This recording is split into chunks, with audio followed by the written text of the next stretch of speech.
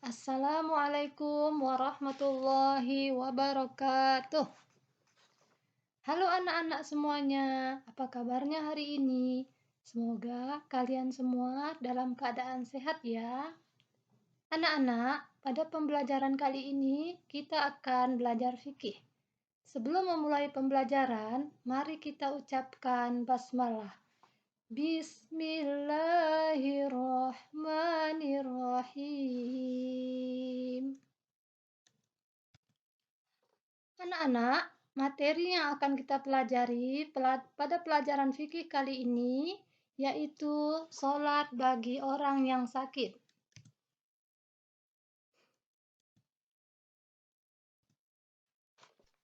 Apa itu sholat bagi orang yang sakit?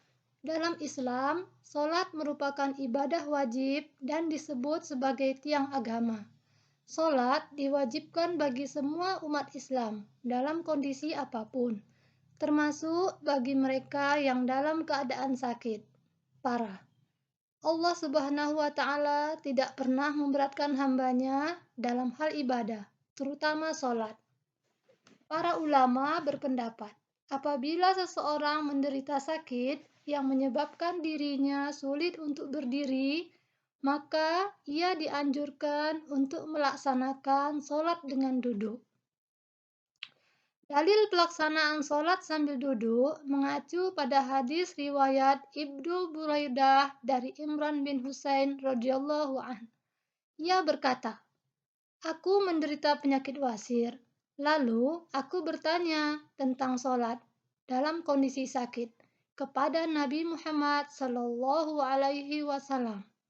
Kemudian beliau menjawab, sholatlah dengan berdiri.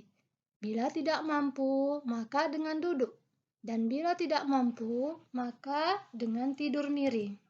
Karena setiap orang muslim dan beriman, wajib baginya apabila sudah baligh untuk melaksanakan ibadah sholat tanpa terkecuali, meskipun dalam keadaan sakit. Bagi orang sakit, sholat bisa dikerjakan dengan cara duduk. Kalau tidak mampu, bisa dengan berbaring atau miring ke sebelah kanan. Atau kalau itu juga tidak bisa, maka bisa dengan. Nah, di sini ibu juga akan menjelaskan sholat bagi orang yang sakit ada beberapa caranya. Yang pertama, kewajiban sholat tidak boleh ditinggalkan oleh siapapun selama seseorang itu masih bernafas dan berakal sehat. Yang selanjutnya, alasan diperbolehkannya tidak sholat karena yaitu yang pertama, tertidur tidak disengaja sehingga ia terbangun. Lalu, ia lupa hingga ia teringat. Selanjutnya, seorang wanita yang dalam keadaan haid atau nifas. Nah, selanjutnya, sholat bagi orang yang sakit diperbolehkan jika sakitnya, maka sholatnya sebagai berikut. Yang pertama, jika tidak mampu berdiri, boleh dengan duduk. Selanjutnya, jika tidak mampu duduk, boleh dengan berbaring. Selanjutnya, jika tidak mampu apa-apa, maka cukup dengan isyarat saja. Nah, di sini ibu juga akan menjelaskan cara sholat orang yang sakit. Yang pertama, sholat dengan duduk, yaitu pertama, duduklah iftirash. Apa itu duduk iftirash? Yaitu duduk antara dua sujud dengan menghadap ke arah kiblat.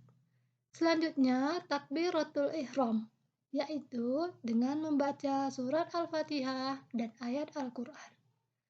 Selanjutnya, saat ruku, cukup dengan membungkukkan punggung sedikit saja. Selanjutnya, sujud. Sama dengan sholat seperti biasa ya.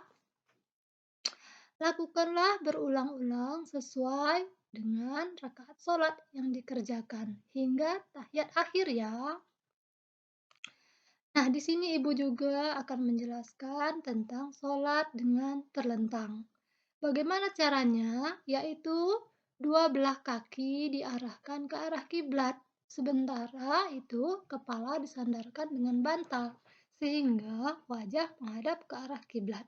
Jika sudah berniat, dilanjutkan dengan takbir dan bersedekap.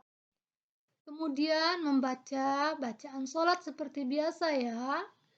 Ya, lalu cara melakukan ruku ketika sholat dalam keadaan berbaring ialah menggerakkan kepala sedikit ke depan.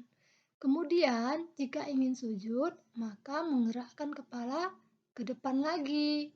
Yang terakhir, untuk melakukan salam bisa dengan menoleh ke kanan dan ke kiri.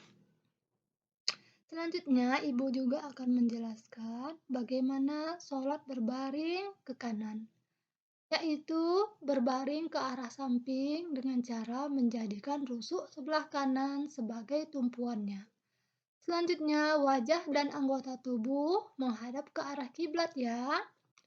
Kemudian, membaca bacaan sholat seperti biasa. Untuk melakukan ruku dan sujud bisa dengan isyarat saja atau gerakkan kepala semampunya. Selanjutnya, cara sholat dengan isyarat, yaitu cukup dengan isyarat kepala atau mata saja ya. Apabila tetap tidak bisa, maka diperbolehkan membaca dalam hati selagi masih waras, serta akal dan jiwa berfungsi dengan baik. Sholat tetap bisa dilakukan di dalam hati kita. Nah, anak-anak, alhamdulillahirrabbilalamin, materi hari ini sudah selesai.